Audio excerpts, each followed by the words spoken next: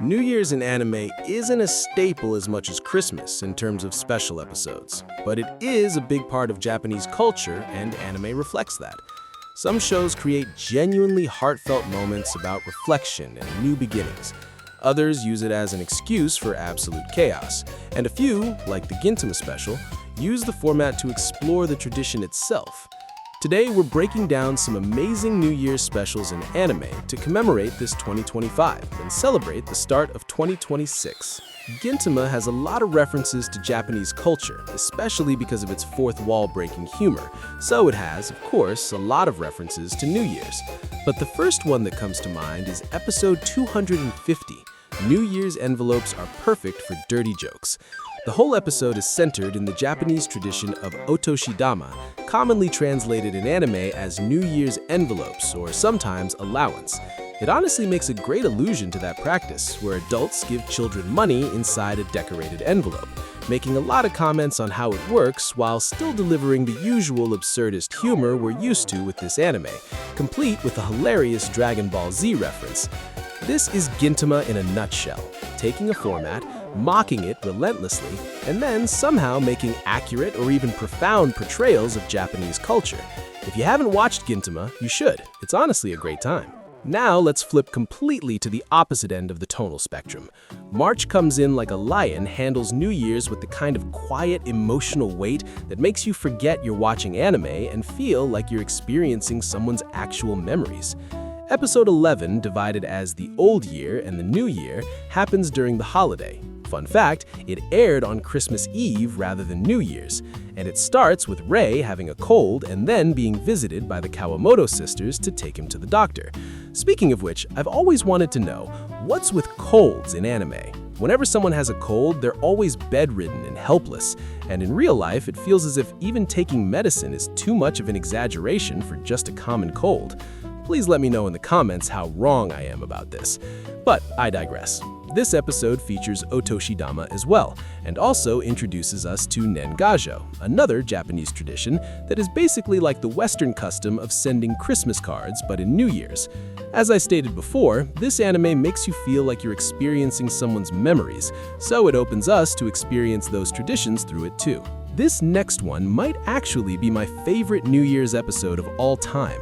Fruits Basket, the 2001 version, Episode 9, A Solitary New Year. This one features another Japanese tradition called Hatsu no Hide, which is watching the first sunrise of the year that symbolizes renewal, good fortune, and a fresh start. The episode makes an amazing job at representing those through its usual tiny but heartwarming bittersweet moments, and even with its quiet, almost sad tone, whenever I watch it, it makes me pumped for the year to come.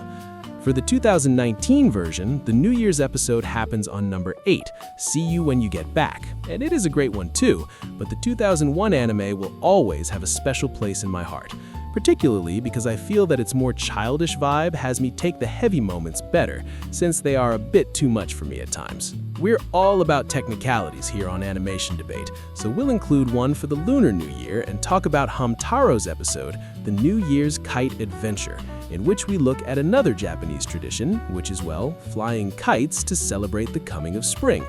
Hamtaro is generally slice-of-life, self-contained episodes, and this one is no exception, and makes for a fun depiction of that tradition. If you haven't watched Hamtaro, let me summarize it like this. Imagine Rugrats, but instead of babies, it's hamsters. If that sounds like your kind of thing, give it a try.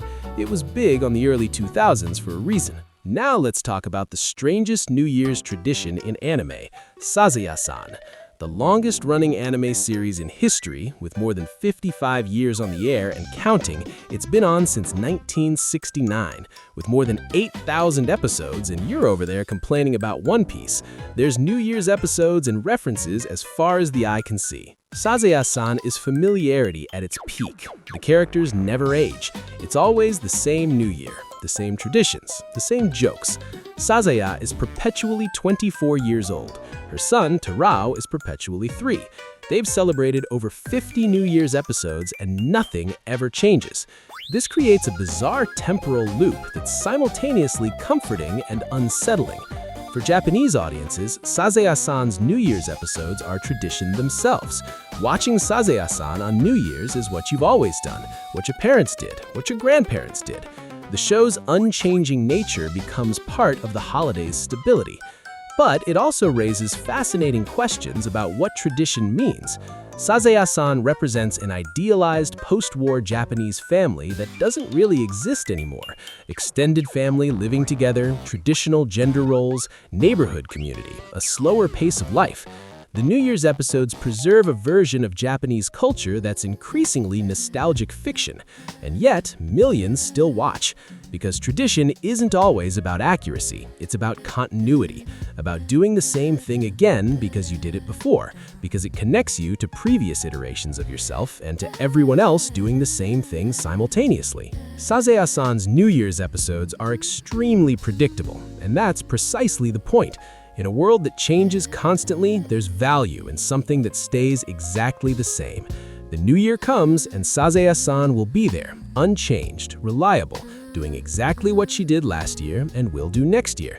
It's the opposite of profound, and somehow that makes it deeply meaningful. Looking at all these examples, what actually makes an anime New Year's special work? The worst ones treat the holiday as an obligation, checking boxes of traditions, shrine visit, traditional food, New Year's decorations, without understanding why those traditions matter. They're tourism, explaining customs to the audience without connecting them to character or theme. The best ones use the New Year as a lens. They understand that the holiday is about transitions, reflection, hope, community, and the anxiety of new beginnings. And they use those themes to illuminate something about their characters or story that couldn't be shown any other way. Gintama uses New Year's to comment on tradition itself, the obligation to observe customs even when you're not sure why, and finding meaning in that observation anyway. March Comes In Like a Lion uses it to contrast hollow tradition with genuine connection. Fruits Basket uses it to capture the bittersweet joy of shared moments that you know won't last forever. And Sazae-san uses it to provide comforting sameness in a changing world. What they share is specificity. They're not about the new year generically, they're about what this particular new year means for these particular characters in this particular moment. The traditions aren't explanation, they're context. The holiday isn't the point, it's the frame. New Year's episodes work best when they remember that holidays are fundamentally human experiences. We created these traditions because we needed them, needed ways to mark time, to create community, to give structure to the anxiety of endings and beginnings. Anime New Year's specials that succeed understand this. They're not about explaining Japanese culture to outsiders, though they often do that incidentally. They're about capturing what it feels like to stand on the threshold of a new year, hopeful and scared, surrounded by tradition and wanting to break free from it. Together and alone, ready for change and desperate for things to stay the same. That's what makes them memorable. Not the traditions they show, but the truth they tell about why we need those traditions in the first place. Happy New Year's, everyone! Thank you so much for watching. Hope you liked the video and subscribe for more.